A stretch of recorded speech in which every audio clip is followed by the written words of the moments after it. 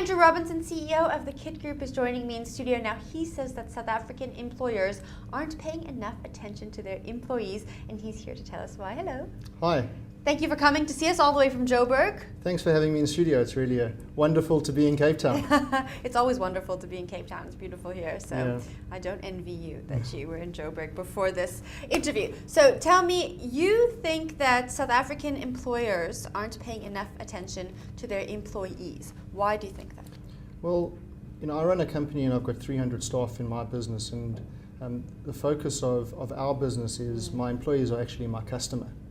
So much of the time there's a big focus on your customer, and that your customer, the person that is actually buying your service or your product at the end of the day, that they are the most important person in your world.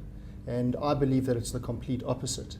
It's your staff member who is the most important person in your world, and that's really where the focus needs to be. It sounds like you probably have very happy employees. Mostly happy employees. Yeah. Now, did you always think this way? It's always been.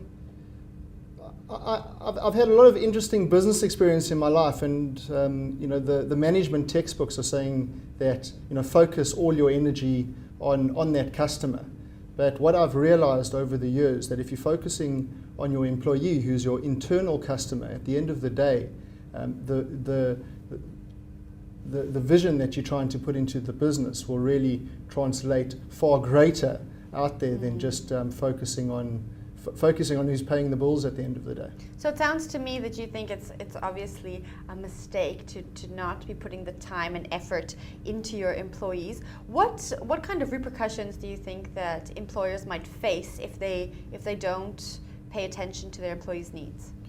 So there are so many repercussions down the line. I think the biggest repercussion is business failure. We spend so much of our lives coming to work. I think, in terms of my staff, probably 70% of our lives we come to work. And at the end of the day, you've got to foster an environment that is appreciative and that is supportive, and that people feel like what they're doing actually makes a difference. Now, a study published in 2013 said that 63% of employees are not engaged at work. What does that mean? How do we know if someone is engaged at work? Really, in terms of what that study is saying, is that people are coming to work and they don't actually know why they're there. They don't actually know how they fit into the big picture.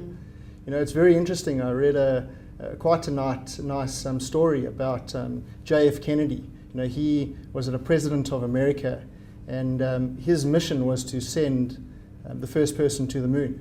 And one day he went to NASA, and he went to go look at this big rocket ship. And he walked into this hangar, and in the corner of the hangar there was a guy sweeping the floor. And just to the left of him there was this massive spaceship. And he walked over to the guy and he said, "Hey, my name's JFK. Who are you? I'm the supreme ruler of the world." And this guy looked at him and he introduced himself, and JFK said, "What do you do here?" And he said, "It's my job to send somebody to the moon." And the reason why I tell you that story, and I speak about that story so much, is because although that person was the sweeper in the hangar, he really understood how he fitted into the big picture and how important his role was. He was there to keep the environment clean. Now, you had to keep the environment clean, because if you got any dust into that rocket, it meant the mission didn't happen. It's so interesting that those managerial skills were present so long ago. Tell me, why don't you think leaders take the time to invest in their employees? I think many leaders do take the time, but business it's pressurized, it's stressful, and it's hardcore. Every day is a challenge. I know at the KIT Group, although we are a very successful business, it's a challenge, it's a fight. And one of the things that I keep on telling my staff, it's where that edge is turning the downs into ups, and how quickly you can turn those downs into ups. That's interesting. What do you mean by that? Well, what I mean is, when a boxer gets knocked down, a boxer doesn't get up on the count of 2 because the boxer's going to get knocked down again. The boxer gets up on the count of 9. Why does the boxer get up on the count of 9? Because he's strong and he's ready to fight. But you've got to make sure you get up on the count of 9. And when you get up, you've got to make sure it's right hook.